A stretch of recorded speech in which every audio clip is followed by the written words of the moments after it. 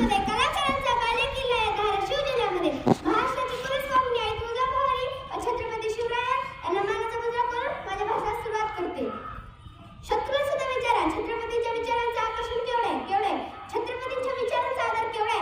अहो तो औरंगजेब त्याचा एक स्वगत आलेला आहे, ते सांगण्याचा बहुवार मला अनेकदा होतोय. तो आपल्या पुत्राला काय सांगतोय, तो म्हणतोय हा हा तोबा तोबा जो फतेह हसीनों के सिवाजी को, हमारे तेरा फौज बारूद तोफखाना खजाना हाथी घोड़े सिवाजी के पास कुछ भी नहीं है फिर भी फतेह हासिल होती है.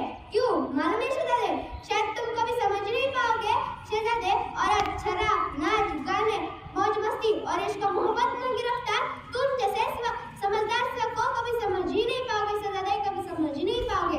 शिवाजी ने मजबूत किले बनाए, अपनी फौज हजरत सलाम बताई, फेरोजों की तारीफ की उसने.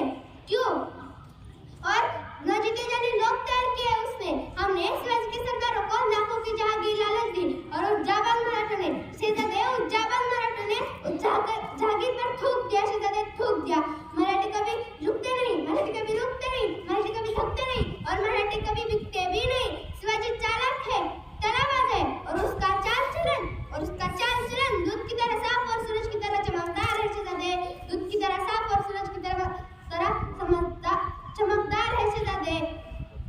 हमने अपने दुश्मन के भी मौज मस्जिद फकीरों और औरतों की इज्जत करना जानता है, तभी तो उसकी इज्जत पूरन दिलन की तरह सर उठे आसमां को छूती है शहजादे, सर उठे आसमां को छूती है शहजादे. हम खुशनसीब है शहजादे, हम खुशनसीब है कि हमें दुश्मन मिला शिवा जैसा, हमें दुश्मन मिला शिवा जैसा शहजादे. हमें हुकूमत करनी है, हमें हुकूमत करनी है तो शिवा का जन सीखो, हमें हुकूमत करनी है तो शिवा का जन सीखो.